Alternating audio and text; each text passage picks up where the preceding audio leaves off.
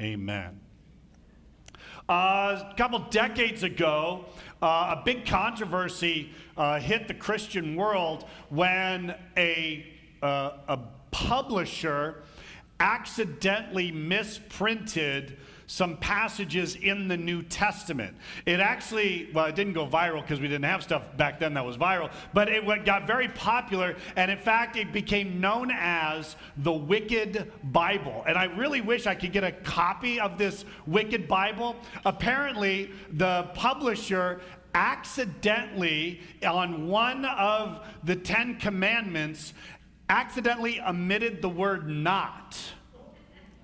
So, and it was on the one that was about adultery. So it actually said, "Thou shalt commit adultery." And of course, people were like, "What's this?" And they're like, "I like this Bible." No, that's a bad version. That's the Wicked Bible. You don't want anything to do with the Wicked Bible. Some other fun facts about the Bible. Do you know that the Bible is, in fact, the most stolen book in the entire world? The most stolen book. And mainly thanks especially to our friends the Gideons. These are people who put Bibles in hotel rooms, and people get, now I don't know if we could really call it stealing though, because the Gideons put it in there for the sole purpose of actually being taken. That's what we do also here at church. If you need a Bible, ask me. I will get you a Bible. You can take it home for free. That is a wonderful, wonderful thing. It is the most published book of the book that has ever been done. And it came about at a time where there was this major change in culture. And we get a chance to study a little bit more about the Bible. Now, we gotta, again, we're talking today about the New Testament, but let's quick recap all about the Bible. It's broken up into two different groups, 66 books, and the first set of books we call the Old Testament. 39 books in the Old Testament and 27 in the New Testament. Now, it's really, again, the easy way to remember it is, how do you know that there's 39 books in the Old Testament? All you have to do, again, is count. How many letters in the word old? 3. How many in the word Testament? 9. So, what do we do now with New Testament? Can you also count, right? How many letters in New? 3. Well, shoot. Hold on a second. How do we do it? Wait a second. I love math. Math is great. That's okay. Just put an X right in the between it. And 3 times 9 is 27. So that's how you remember. And then, isn't that a cool trick? See, this is the stuff that you'll remember later on in life when you're at a trivia party at, Buffalo Wild Wings, and they're like, "How many books in the New Testament?" You'll be like, "I can answer that." And so again, that's 39 plus 27 is 66, 2/3 satanic. It's really easy to remember that kind of stuff. So again, Old Testament and New Testament, it's about a new covenant. We talked last week a little bit about this, but I'm going to recap to make sure that we understand this. The Old Testament, the Old Covenant, those 39 books were arranged and brought together as a grouping by the Jewish people. And these Jewish people said, these are the 39 books. Now, if you've ever gone into other denominations, sometimes the Orthodox Church, also the Roman Catholic Church, doesn't have 39 in the Old Testament. They actually have 46 because they add some extra books. But the Jewish people recognize the 39, and in that it talks about this old covenant where God comes specifically to a guy named Abram and says, "I'm going to be your God, you're going to be my people, you're going to have lots of kids and descendants, and we're going to build a great nation from this." And as time went on, God said, "This is how the covenant's going to be. I'm the greater, you're the lesser, and so this covenant that we make, you are going to be my people, I'm going to be your God. So I will be your God, and I will do all these things to show you my love, to show you my grace, and you will follow me." And now if you break the covenant, then we've got some remedies. Most specifically, you would have to kill animals in a sacrificial system in the temple. And so as you did that, it just became a part of culture, but it was difficult because how often do people actually sin? Quite frequently, some of you are sinning right now. Some of you sinned just a little while ago. Many of you are going to sin later. And the problem becomes, how many animals do we have to end up killing in order to satisfy the old covenant? And as God did this, he said, well, I love my people. I'm in a relentless pursuit of my people. That's my reckless love that I have towards my people. So I need to somehow come up with a way that we can get a new covenant. And God had promised this covenant all the way back in the book of Genesis. Genesis chapter 3:15 is where God says, I am going to bring someone about who is going to be your mediator. He's going to stand in the gap. He's going to provide for you. And as the Old Testament and the Old Covenant was fleshed out, we found out more about this person named the Messiah. And this Messiah was going to come and ultimately bring on this new covenant. And what is this new covenant? This new covenant is no longer bound just because you do things right, because God realized you can't do things right. It's not like he realized, woke up one day and, wow, these people are a mess. He knew it all along. And what he says is, I'm going to now institute this new covenant with you because of my son, Jesus Christ. And all through the Old Testament, there's these prophecies that are given, these prophecies about this coming Messiah. And as the people were waiting around for it, they became very anticipatory of this Messiah showing up on the scene. And that's what's really difficult about this whole intertestamental period that a lot of people don't really know about. After the final prophet spoke, the last prophet that spoke was Malachi, the Italian prophet. Very good. You can also pronounce it Malachi. And Malachi talked about the incoming Messiah. Now, the problem was, it was 400 years. Now, I want you to consider that. How old is the United States of America? 244. Like, we haven't even hit 250 yet. Could you imagine, you are waiting for something to happen, and it takes 400 years to accomplish? That'd be problematic, wouldn't it? Some people are waiting around for their boyfriend to propose to them. And they're waiting, and they're waiting, and they're waiting, and every time he, has to tie a shoe and gets down on one knee, everyone goes excited and like, oh, this is going to be the time. Some of you are waiting to find out what you're going to do with the rest of your life. Some of you are waiting for your kids to find out what they're going to do for the rest of their life. And we wait, and we wait, and we wait. And during this time of waiting, we have this intertestamental between the Old Testament and the New Testament. And what happens is, this is where the Apocrypha is written. I was talking with Rich about this earlier, and it's really kind of fun. The Apocrypha are books of the Bible that we don't recognize as authoritative, but other denominations do, mainly the Catholic Church. And the Catholic Church recognizes several extra books. So during that time, the Apocrypha is written. This is also the time when major upheaval is happening within the known world. The Greeks had come in and really spread the culture, and everyone was buying into this. And most importantly, everyone was speaking Greek as a common language. Now, that's pretty helpful, especially when you have this spread of the Old Covenant and this anticipation for the Messiah coming. Also, we have then Alexander the Great shows up, and he starts conquering everything. He's insane. And then we get a thing called the Septuagint. I'm not going to go too nerdy on you, but the Septuagint is the Greek translation of the Old Testament. So a lot of people wonder, how reliable is the Old Testament? Do we actually have these copies that are proper? The Septuagint settles that score because we have full Greek manuscripts of the Old Testament.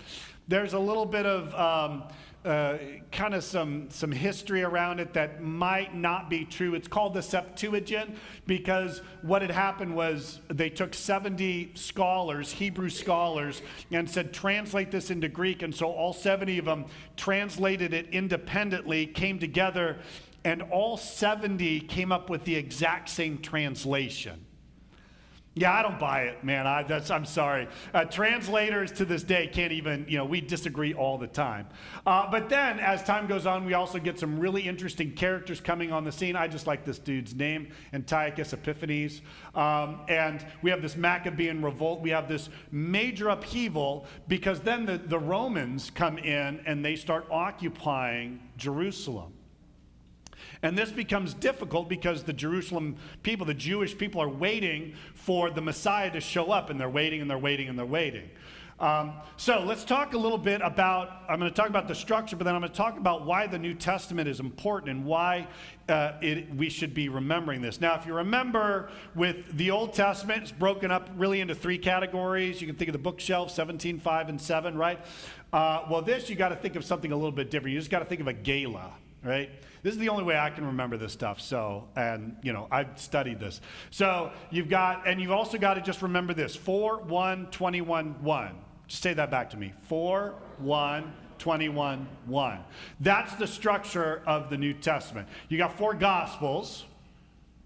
A1, Acts. It's more of a history textbook. L is going to be your letters, 21 letters. And then you don't know what to do with Revelation, so it's like, and GALA doesn't sound good, so we call it the apocalypse, and I'll explain a little bit about that. So this is how the New Testament is structured. You will find that the church took quite a while to come up with this structure, and there was an important reason why. Because they needed to make sure that what they were spreading was correct. Because during that time, there was a lot more than 4 Gospels written, but only 4 became authoritative. And what were those 4? Matthew, Mark, Luke, John. Right. Now, if you go back especially to other manuscripts, this is not often the order that it's put in. Matthew, and this is not the order in which they were written. But somehow or other, the church just kind of came along and said, Matthew, Mark, Luke, and John, this is going to be the order that we go in. There were other Gospels that were written that were not authoritative. And there was reasons why. They show up every now and then in news sources. I remember a couple years ago, CNN did a whole thing on the Gospel of Thomas. And then there was another Gospel. It was called the Cross Gospel or the Gospel of Peter. And all you have to do is read some of this stuff and you find out quickly it's not correct. It's not accurate. For instance, Gospel of Peter, we only have fragments of it. The Gospel of Peter actually has 2 angels at the death of Jesus, and then Jesus is in the tomb, and these 2 angels show up and they roll the stone away, and they actually go into the tomb and they pull Jesus out. Like, Jesus is stuck. So they're like, okay, we're going to help Jesus out. So as they start coming out of the tomb, this is what it reads, they all start growing really big. So big that these 2 angels are up into the heavens, but Jesus' head is so big that it's like even higher than the heavens. And behind them is this cross. And this cross starts glowing. And the angels and God, they start talking to the cross. And they say, did it work? Did you preach to the spirits in prison? And the cross answers. Like, I think that's amazing. I'm excited one of these days. I'm hoping when I get to heaven and I can talk to my dog a little bit and maybe they'll actually talk back. I think that'd be fun. I've never actually spoken to a cross and have it talk back to me. So that's why some of these were like, I don't think they're real. I don't think that they're accurate. But Matthew, Mark, Luke, and John, the early church said yes. And I think the reason why that's important is because they were eyewitnesses to all of this. The similar thing would be is if someone decided to start writing a biography or a history of 9/11, and they started talking about how 3 trains crashed into the World Trade Center. Who here might dispute that history? Why? Because you saw it. Now, granted, you maybe saw it on a screen and someone would be like, well, they could have totally doctored all of that. Well, what about all of the firemen? What about all the police? What about all the eyewitnesses? They could all say, no, it wasn't trains that crashed into the building. It was planes. And that's the reason why Matthew, Mark, Luke, and John become super important, because it lays out the definitive story of Jesus Christ. How important is Jesus? Very important. As we were kind of joking earlier, the other Heather Manning and I, we were talking, if you ever want to know the answer to any of my questions, typically, about 80% of them, it'll be either death or Jesus is the correct answer. And so if we say, what is the Gospels about? It's about death and Jesus is death. And so Matthew, Mark, Luke, and John become important. Now, let's talk just, you know what? Let me briefly, oops, sorry, I did that. Matthew, Mark, Luke, and John. Matthew was a tax collector. He was a Jew. So he wrote from the Jewish point of view. If you read through Matthew, you're going to find a lot of Old Testament allusions. You're going to find out that he is trying to write to a Jewish audience to tell them, hey guys, that 400 years we've been waiting for, he's here, and his name is Jesus. Matthew, in fact, wrote the longest gospel at 28 chapters. He wrote a lot of material. And then Mark was not a disciple, but we believe that Mark, because of a church father, Mark was just what they call the amanuensis. He was the scribe. It was dictated to him by Peter. All through the book of Mark, it's like a giant run-on sentence. And this, and this. And it sounds a lot like someone's dictating. So you got Matthew, who is an eyewitness, one of the disciples. You got Mark, who saw a lot of the stuff, but was dictated to by Peter. You got Luke, and by the way, Mark is the shortest gospel, only 16 chapters. Luke, at 24 chapters, he was someone who was an investigative reporter. He wrote both Luke and Acts. He went and gave us the most extensive birth narrative because he wanted to find out more. And we learn a lot about Mary and who she is.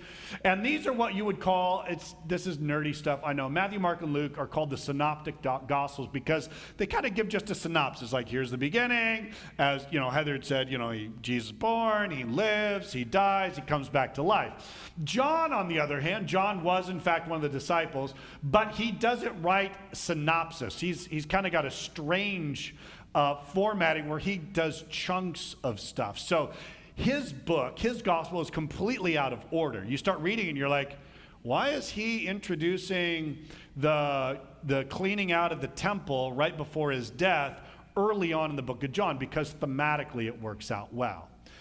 I'm just going to say this. A lot of people get into the whole Matthew is depicted as I think a lion, and then another one is a man. That's all garbage, just to let you know. So I was listening to some people like, well, this is how it's represented. No, there's no consensus on that whatsoever. Matthew, Mark, Luke, and John.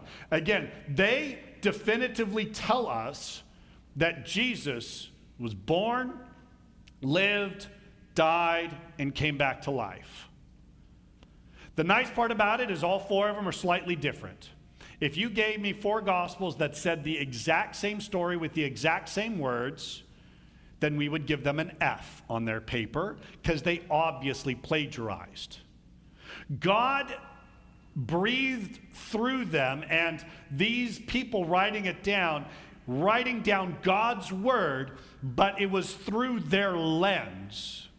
Luke was a physician. He was the one that records the most miracles. Peter was a spaz, so he talks a lot about ands and run-on sentences. John, super heady and has some really crazy stuff. A lot of people ask me, hey, I'm going to start reading the Gospels. Which Gospel should I start with? And I don't know why, but everyone says start with the Gospel of John.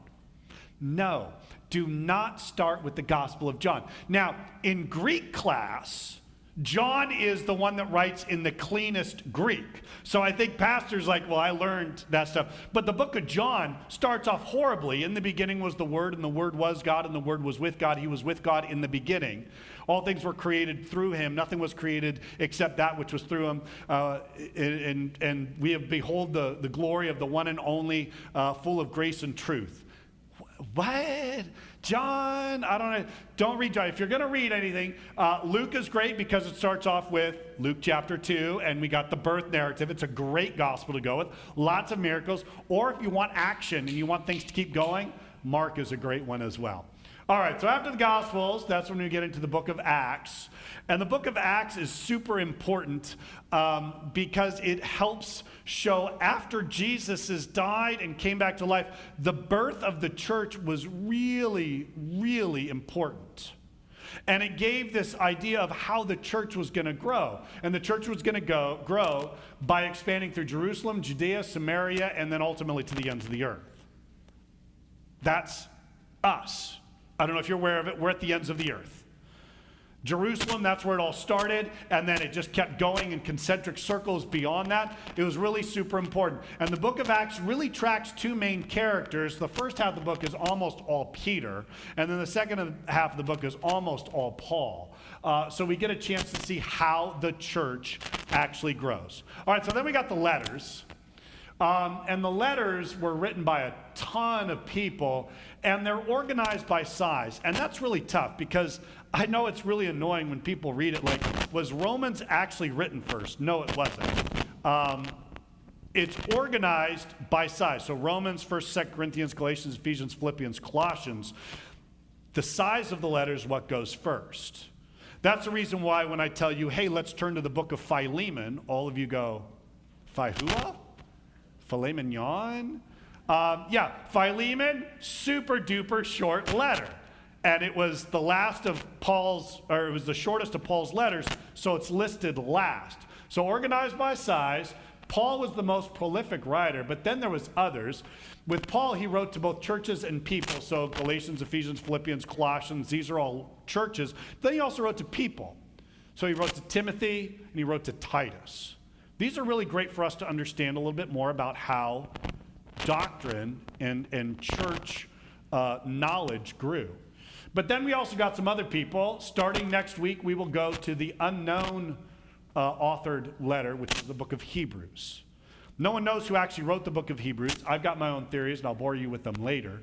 But then you've got a bunch of other people. You've got James, the brother of Jesus, who wrote a highly controversial book that almost didn't make it into the Bible because it talks about how faith also has works along with it. When you understand how James uses the word faith, it's different than the way Paul uses the word faith. And then you got Peter writes a couple of letters at the end, John, 1st, 2nd, and 3rd John. And then, of course, that wonderful Beatles song, right, he wrote in there. That's where that came from. Are you impressed a little bit, Rich? No? That's the totality of my Beatles knowledge. Jude, super, super short book. How many letters? 21, right? Remember the order. 4, 1, 21, 1. So then we get the apocalypse. Who here likes the book of Revelation? You love it?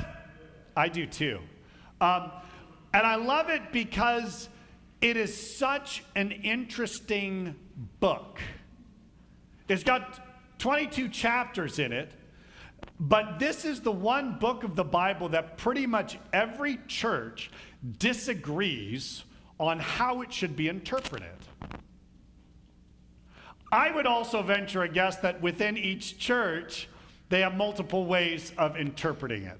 So if you've ever tried to read through the book of Revelation, you can pretty much get through chapter 1's not bad. Chapter 2 and 3 is actually more letters written to churches.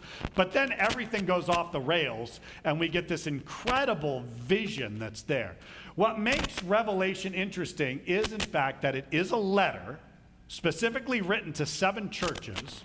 It is also an apocalypse. What's an apocalypse? Apocalypse. Oh, Josh, you want to answer that question? Sure, why not? I mean, you are the pastor's kid, so, hopefully you know this. If not, I'm a terrible dad and pastor. It's the end of the world. Apocalypse is the concept where you take grand concepts, good, evil, death, end of the world, and you put it in imagery that is rather fantastical, if that's a word. I like the word. So that's the apocalypse, which is why there's a lot of confusion on this because everyone disagrees how to interpret it. Some people say I interpret it literally. Okay, so when you get to heaven, you will literally see a lamb as it has been slaughtered and it's going to talk to you. Why not? No, I think most people would say, no, a lamb that's been slaughtered for the sins of the world would be a metaphor for Jesus and his death. So what you interpret as literal or not is up for debate, but it is also a prophecy. And this is, again, I think, Josh, where you were headed, the idea that it does talk about things in the future, and it actually claims that it is a prophecy. So that is the New Testament. Now, why is the New Testament important for us today? I'm sorry that my thing is all getting wacky.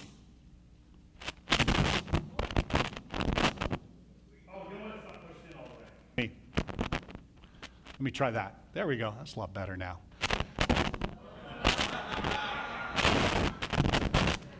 Why is that? I just put in brand new batteries. I did. Yeah, isn't that the way it is? Oh, switch to the other pod. I'm just going to stand perfectly still. Why is the New Testament? I don't know if I can preach this way.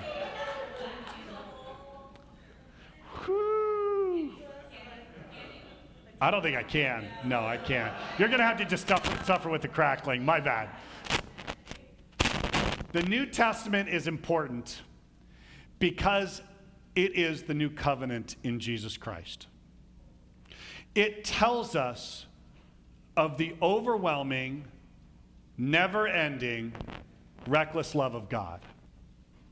That God is in a pursuit of you and knowing who you are.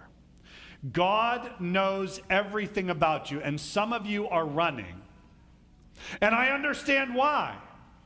Because when we finally surrender to God, we know that things are going to change. And sometimes we feel like being in control of our own life is just more desirable than allowing God to have control of our life. But let's face it, some of you are lost. You're wandering through life. You're trying to figure out what you should do, how you should live. You've read books. You've listened to podcasts. You've maybe gone to therapy. You have tried to figure out how to get unlost. And the New Testament says Jesus is the way.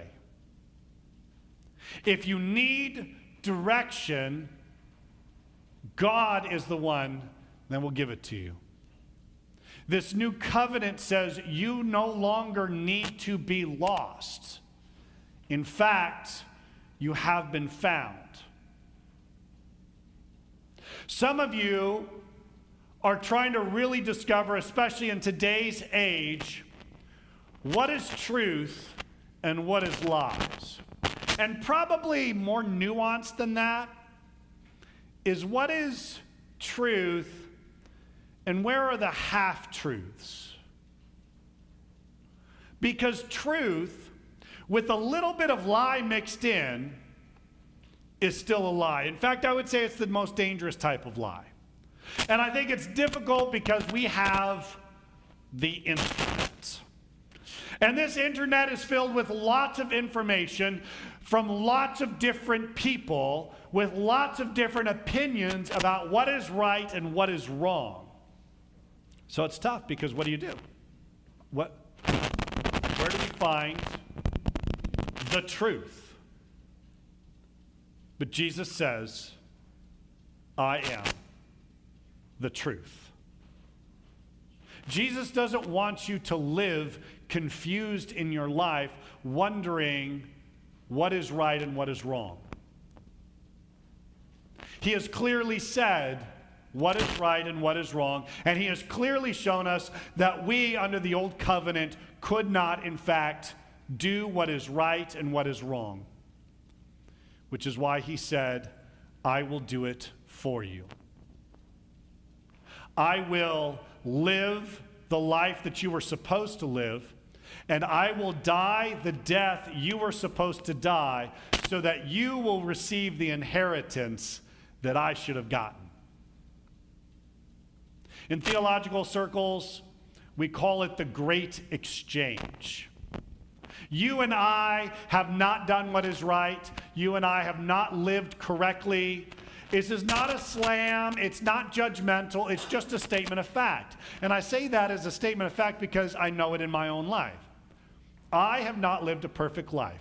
If you don't believe me, just ask Heather. She will tell you clearly. If you don't believe her, you can go and talk to a lot of people who've known me for a very long period of time, and they will also tell you what a massive mess up I am and all of the things that I've done. So I say this not because I'm being mean, it's just a statement of fact.